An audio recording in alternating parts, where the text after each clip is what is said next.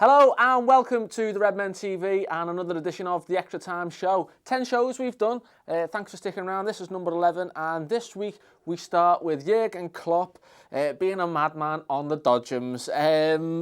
Chris Nathaniel posted on Twitter saying, "Great night at the James Milner Foundation. Manager Jurgen Klopp enjoying the bumper cars," and he's whizzing around. Always nice to see your manager getting involved like that. We had Lucy Dunn, she posted on Twitter as well with all the players, and you've got Danny Ings there looking a bit like Timmy. You've got Gareth Barry, however you want to call him, and we've got we've got all kinds. Joleon Lescott, my head's messed up like Joleon Lescott.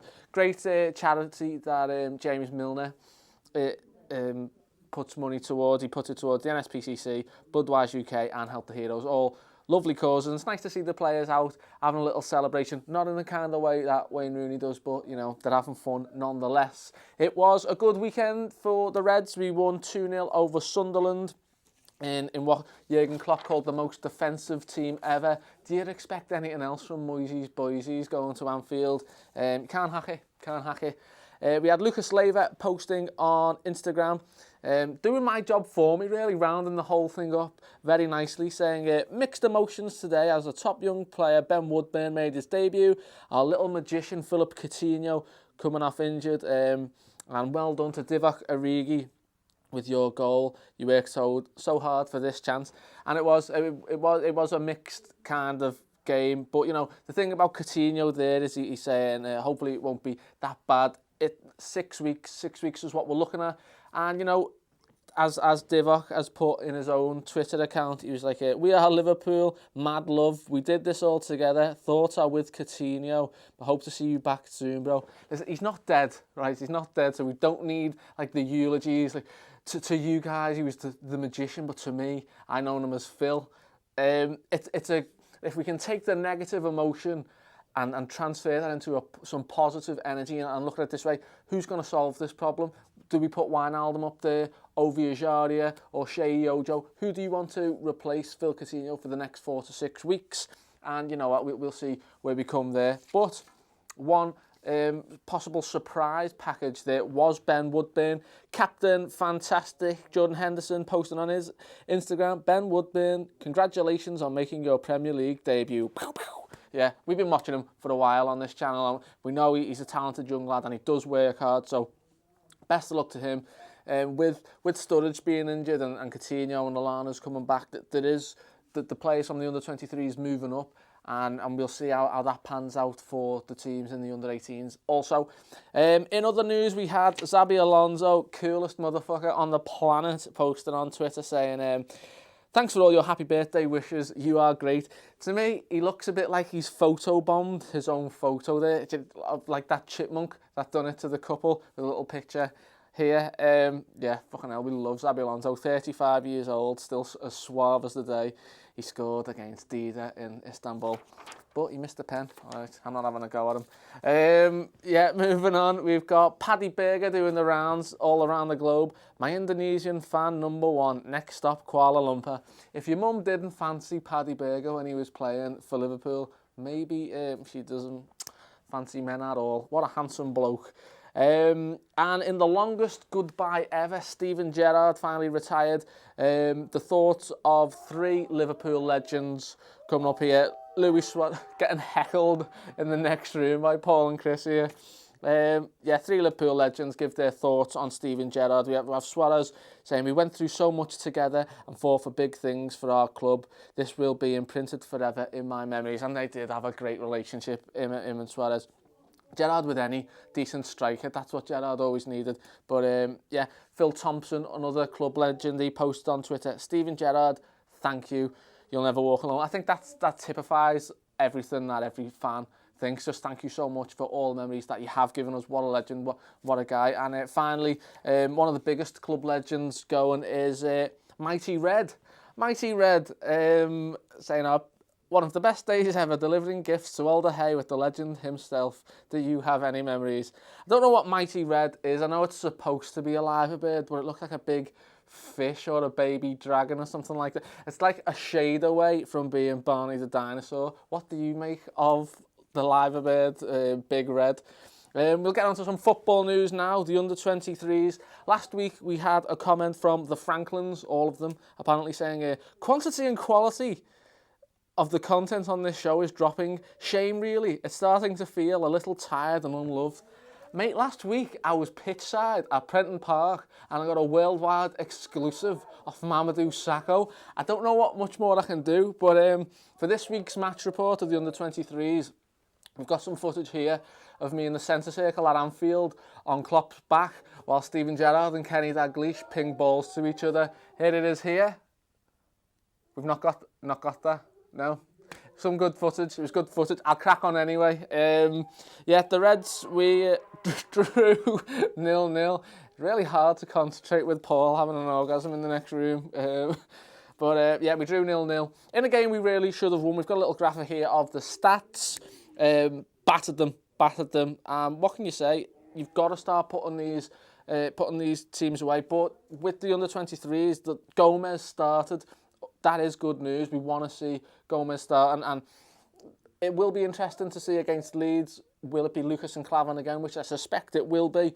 Oviajaria was left out of the squad against Derby, so is he the man who can possibly replace Philip Coutinho for 4 weeks before anyone jumps on that thing? So, you know, here's hoping. The under-18s, they had their third successive draw in a 2-2 draw against Blackburn Rovers, and they played an hour against 10 men, so they really should have been putting that away. Glenn McCauley, again, goal-scoring machine, by the way.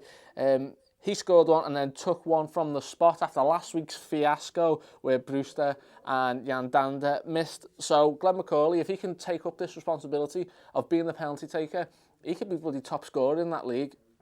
And with Woodburn moving into the senior squad, as it were, on a fringe basis, is it time for Glenn McCauley to move up? So, what do you think about that? Who are you tipping in the next 3 years to be the next academy star?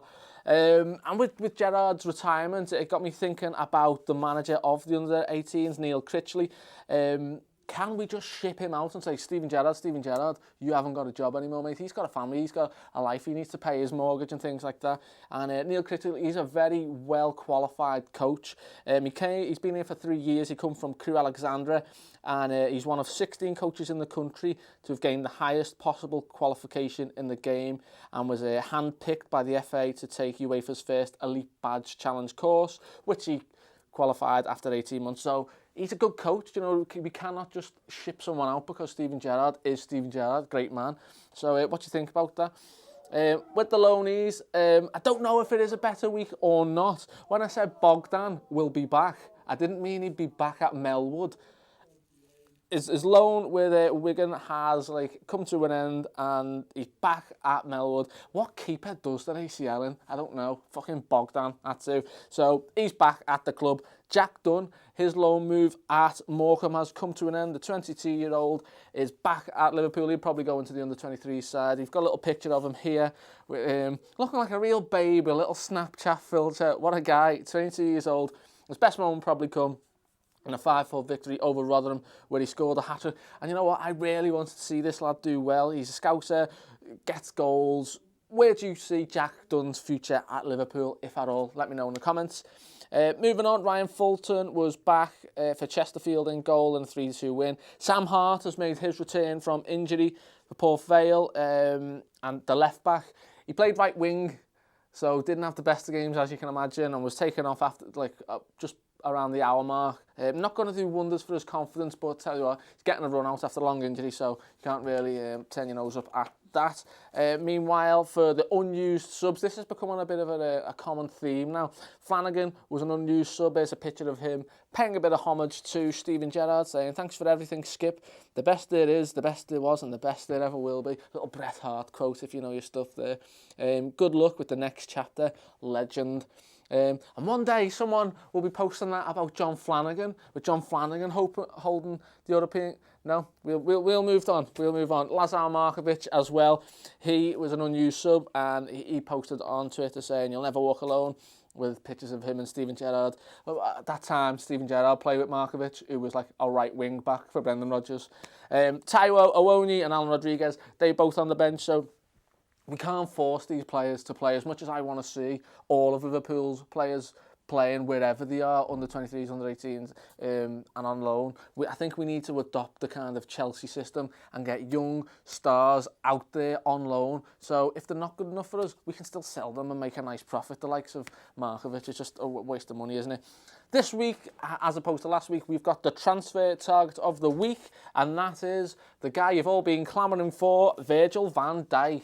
Seen a lot of discussion about this in all the comments, and yeah, the guy, he's had another blinding game against Everton. Whee! Important 3 points today. Should have finished the game, but in the end, happy with the 3 points and the clean sheet. He's 25 years old. The Dutch know how to play football. They play very nice. 12 apps this season, or 13, and he's getting man of the match a lot of the time. He started his career at groin again, which is normally what you say when Danny Sturridge is injured. Oh, Sturridge pulled his groin again. Anyone? No? Forget it. He did go to Celtic, a kind of stepping stone club, which I did watch him actually a few times at Celtic. Has a tendency to take the ball out of defence in a kind of John Stones manner, only he doesn't fuck it up and pass it back to the keeper and cost the team a goal because he's a better player. Yeah, so he's good on the ball, and he's been doing well for Southampton. So can we go back in for him? Can we get another Southampton player? Can we sign Virgil? Leiva birds are go. I say yes. I say give them Sacco, give them 20 million. Everyone's happy. Nice straight swap. And I'd like to see him here in 234 appearances. He scored 26 goals, so you get a good return. Does he move Lovren out? If we had Van Dijk and Matip, that is just a dream partnership there. And the comments of the week. Last week we said the name swap discussion. We've got Matty Johnson said John Glenson, is what we and my mates call Glenn Johnson. Chill Coutinho, for when Philip Coutinho's getting really aggressive about his, and it's like, just chill Coutinho. Moving on to our last one, Daquan Snake Hips. You are a gad bimp. I will definitely give you that one, mate. That was ingenious. So, questions to leave in the comments. Get your discussion, get involved. What do you think about Mighty Red? Is he just a big fucking weird slug? Can we solve the Coutinho problem with someone from the under-23s? Can we morally shift out the under-18s manager? And what do you want to do about the Virgil van Dijk situation? Do we go in for him at the end of the season? And where would you like to see Jack Dunn's future go? And let me know in the comments. Please like, please subscribe, please share. Share it with your mates. But yeah, we're all Liverpool fans, aren't we? And take it easy.